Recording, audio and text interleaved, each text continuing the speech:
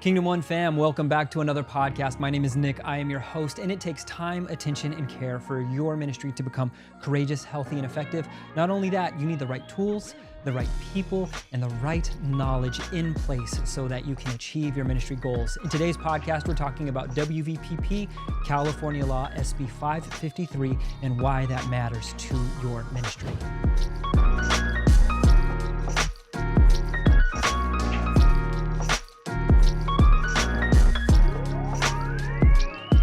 Check it.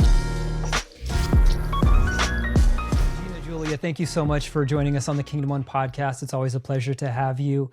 As we start today's conversation, I would love for our audience just to get to know you a bit. So Gina and Julia, if you could just let us know what it is you do at Kingdom One and what is something that you love about the Kingdom One culture. I'm Gina Regis. I serve as the Director of Human Resources here at Kingdom One. I absolutely love that we get to work with the people side of operations and ministry. People is everything that we do, and how we do ministry is through and for people. Here at Kingdom One, I absolutely love that we have a growth culture. We have a safe space to fall, to make mistakes, learn, and grow through the process. Absolutely love that we get to do it with a quality group of people and work with quality ministries that we partner with. Julia Swanson. I'm an HR manager here at Kingdom One, and I really enjoy that we get to work with ministries across the board, whether that's churches or Christian schools, camps. We get a wide variety of ministries that we're working with and just helping them to become more courageous, healthy, and effective. So good. Today's conversation is around workplace violence prevention program or protection program. There's so many different things around it. So can you tell us what is WVPP and why does it matter? So the WVPP came from SB 553, and it's stating that as of July 1st of 2024, every employer needs to establish, implement, and maintain an effective violence prevention program. So this is a written plan and a training process that needs to be available and easily accessible to all of your employees. So this sounds a little familiar because we already have the IIPP that ministries and organizations need to have in place, but it is different. So the IIPP is the Injury Illness Prevention Program or Prevention Plan, and we do recommend that you keep these separate. So it can just be an addition to the IIPP, but we're recommending that you separate out the WVPP and the IIPP. So how they're defining workplace violence is any act of violence or threat of violence that occurs in the place of employment. So wherever your employees are working, we need to establish a workplace violence prevention plan. That's really good. Thank you for sharing that, because I did not know about the injury and illness prevention. So that's really, really helpful to know that there is something around that as well. Gina, did you have anything to add to that, or did you know any case law? Was there any case law that made this California statute? Oh, yes. As Julia referred to the SB 553, this Title 8 of this particular law that went into motion requires employers to have a workplace violence prevention plan. And basically the gist of it is to ensure that there's the well-being and the safety of employees ensured across all organizations in California. These regulations on workplace safety were put in place by the California Division of Occupational Safety and Health, that is Cal OSHA, to protect workers. And really, in this plan, you've got just a few key components, but it's very comprehensive in that it covers the risk assessment, the prevention strategies, the communication and reporting of those workplace violence incidents, and of course, the employee training and the documentation and the record keeping of it. Time out. I don't mean to be a negative Nancy, but I do anticipate some comments that are snarky, coming across like, is California really that violent? And why is the government so heavy handed in regulating this policy and procedure? So I asked our HR team, and their answer absolutely shocked me. Based on your perspective, can you speak to some of the reasons why that this is important from like an employer standpoint, and in how that plays out? The thing is, we are living in a changing landscape. I think it's not just something that is specific to ministries, but just in the world in general. We live in a time of heightened and polarizing opinions and emotions, and of course, just as we've become more aware of even mental health issues and other items that can directly or indirectly influence violence in our communities and the areas that we're in. I think one of the things that we strive to do as we partner with organizations is help them really be proactive, just keeping in touch with what's happening in the world today. And we don't want to be playing catch up, not when the safety of our workers, as well as our employees, as well as the people that we connect with in the public. We don't want that to be a second thought. And I think it is really good that there are laws that are being passed to protect the workers, but I think it's also good that we are staying ahead of it. So I think that's probably why this is surfacing more now. I think there's always been a need for it, but I think just the increased violence or the increased differing opinions and the polarizing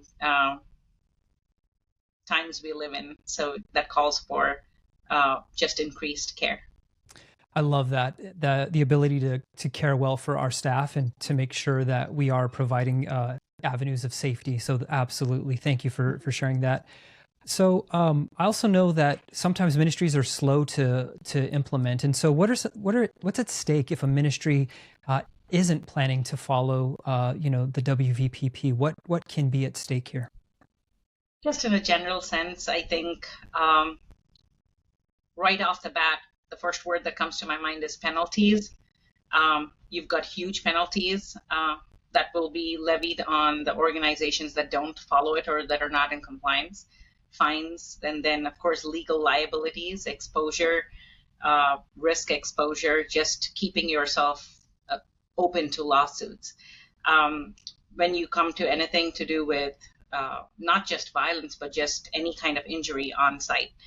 And as we can see these days, sometimes the most almost irreparable reputational damage to the employers. And I think it's not just protecting the employees, but also the employers in the long run. So right off the bat, Julia, you were mentioning earlier today something about the serious violations and the levies. So we're looking at $25,000 for serious violations, and then also up to $153,000 for willful violations.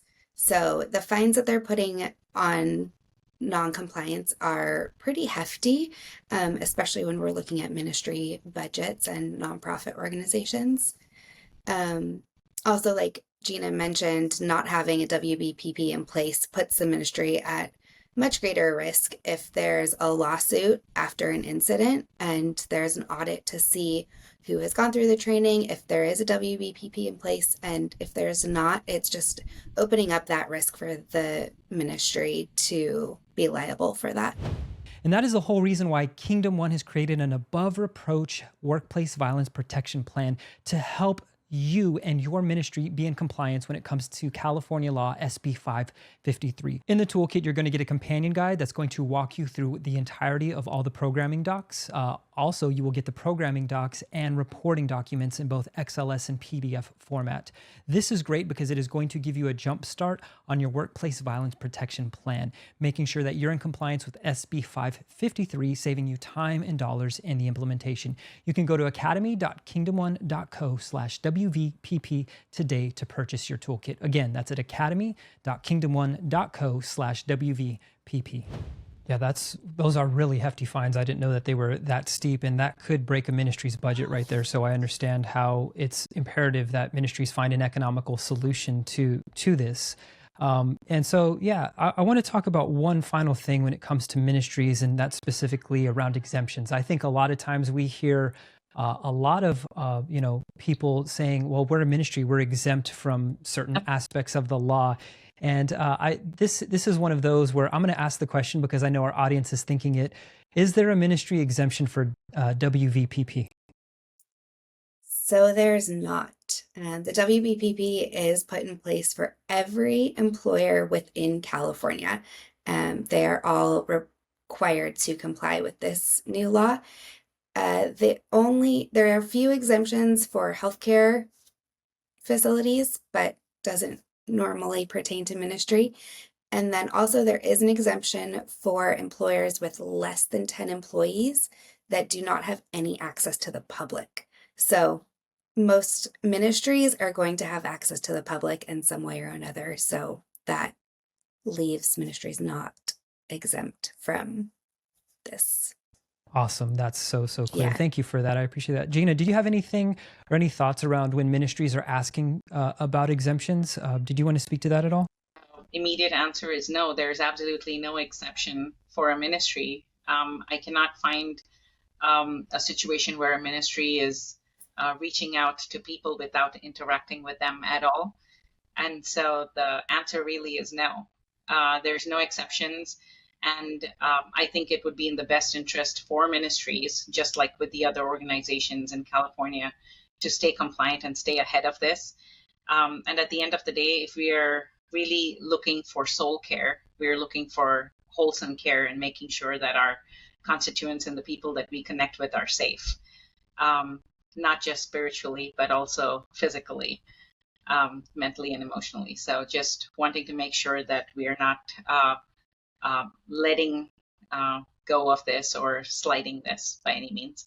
So you've created a WVPP toolkit. Can you walk us through that and how to use it? Yeah, so the WVPP toolkit is going to ensure that each step of the plan is created, and it's going to help guide you through the requirements that have been established by the state. So we're going to help you identify who's responsible for implementing the plan, and then the accepting and responding to reports of workplace violence, and how you can help prohibit any employee retaliation. Lots of communication with employees regarding workplace violence matters. So this also involves a training component that we will be launching in September.